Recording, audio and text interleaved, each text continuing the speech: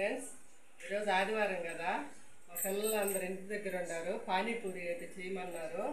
ఫస్ట్గా మసాలా గుగ్గిలు రెడీ చేస్తున్నాను. ముందుగా గ్యాస్ వెలిగించుకుందాం.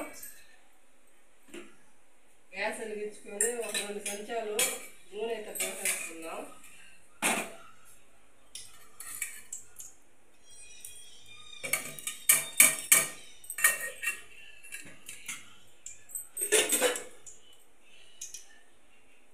కొంచెం ముందుగా కట్ చేసుకున్న ఉల్లగడ్డ, 2 టమాటాలు, ఒక ఎర్రగడ్డ, మనకి ఇంట్లో ఉంటే ఒక క్యారెట్, 2 పచ్చిమిరపకాయలు కూడా వేసుకోవచ్చు. నా దగ్గర అయితే అవి లేవు.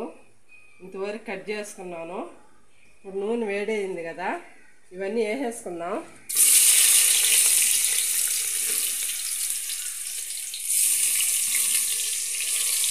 వేసేసుకొని ఒకసారి కలిపెట్టుకుందాం.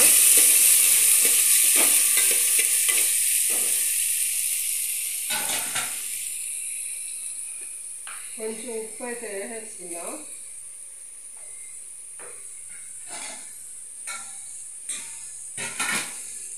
మళ్ళీ ఒకసారి కలిపెట్టుకుందాం.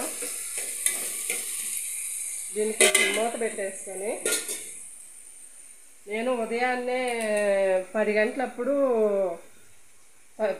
లావు గుగ్గిళ్ళు తీసుకున్నాను. ఇవైతే నానబెట్టుకున్నాను. ఇప్పుడు ఉడికించుకున్నాను. బాగా మెత్తగా ఇలాగ ఉడికిన తర్వాత కచ్చాబిచ్చాగా ఇలాగా మనం పప్పు ఎట్లాగో మెత్తగా అనుకుంటాము, మరి మెత్తగా కాకుండా కచ్చాబిచ్చాగా మెదిపేసుకోండి. మెత్తగా కాకుండా వక్కల ముక్కల అట్లా మెదిపేసుకోండి.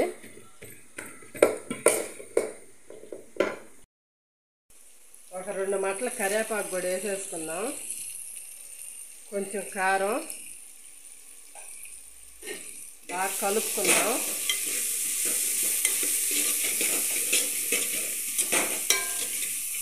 బాగా కలుపుకొని ఇందాక మెత్తగా చేసుకున్న గుగ్గిళ్ళు కూడా వేసేసుకుందాం.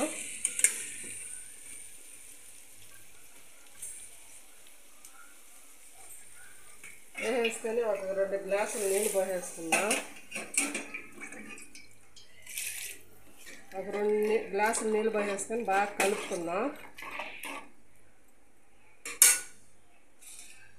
ఇప్పుడు హైలో పెట్టి ఒక 20 నిమిషాలు కొంచెం ఉడికించుకుందాం. ఈలోపు ధనియాలు, చెక్క మగ్గ, ఒక చిన్న అల్లం ముక్క, 4 రెబ్బలు తెల్లగడ్డ మిక్సీ పట్టేసుకుందాం. గుగ్గిళ్ళు అయితే ఉడికిపోయినాయి. టమోటా ఇవన్నీ బాగా ఉడికిపోయినాయి. మనం ఇప్పుడు కొంచెం శనగపిండి చిక్కబడేదానికి ఇట్లా నీళ్ళల్లో కలుపుకొని పోసేసుకుందాం. పోసేసుకొని బాగా కలిపెట్టుకుందాం. ఇట్లా బాగా కలిపెట్టుకొని టేస్ట్ కోసం కొంచెం చికెన్ మసాలా పొడి వేసేసుకుందాం.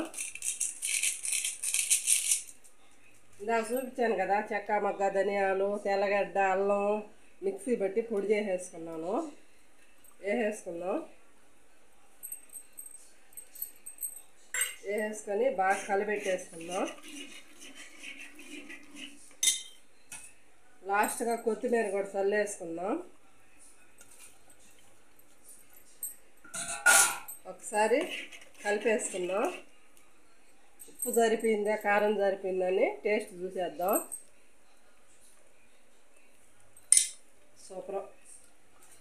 ఒక 10 నిమిషాలు మూత పెట్టేసుకుందాం లో ఫ్లేమ్లో. పానీ కోసం నిమ్మకాయ అంత చింతపండు తీసుకొని ఇలాగ రసంగా కలుపుకోండి. ఒక చిన్న పచ్చిమిరపకాయ, చిటికెడు ధనియాలు, చిటికెడు జీలకర్ర, కొంచెం అల్లం, చిన్న ముక్క అల్లము, 1 రెబ్బ తెల్లగడ్డ, కొత్తిమీర ఇట్లాగ మిక్సీ పట్టేసుకుందాం పొడిని. ఇప్పుడు ఈ పానీలో కలిపేసుకుందాం. చిటికెడు ఉప్పు వేసుకుందాం. ఇది కూడా బాగా కలిపేసుకున్నాం. ఇక పానీ అయితే రెడీ అయిపోయినాయి. ఉప్పు చూద్దాం, సరిపోయింది. దాంట్లోకి అయితే పూరీలు కావాలి కదా పానీపూరికి. మాకైతే ఒక వారం 10 రోజుల నుంచి వర్షాలు కురుస్తూనే ఉన్నాయి. ఇవి మనం తయారు చేసుకోవాలంటే ఇప్పుడు మైదా పిండి, గోధుమ పిండి, పూరీ పిండిలాగా మెత్తగా కలుపుకొని ముద్దలాగా చేసుకొని ఇట్లా చిన్న చిన్నగా కట్ చేసుకొని ఎండబెట్టుకోవాలా. మాకైతే ఎండ రావట్లేదు, అందుకే నేను బయట నుంచి ఒక కేజీ ప్యాకెట్ తెప్పించాను. ఇది కేజీ ప్యాకెట్ వచ్చి 100 రూపాయలు. మీకు వీలుంటే ఇంట్లో కూడా తయారు చేసుకోవచ్చు. పానీపూరి అయితే రెడీ అయిపోయింది. మీకు నచ్చితే లైక్ చేయండి, సబ్ చేయండి. సరే ఉంటా ఫ్రెండ్స్.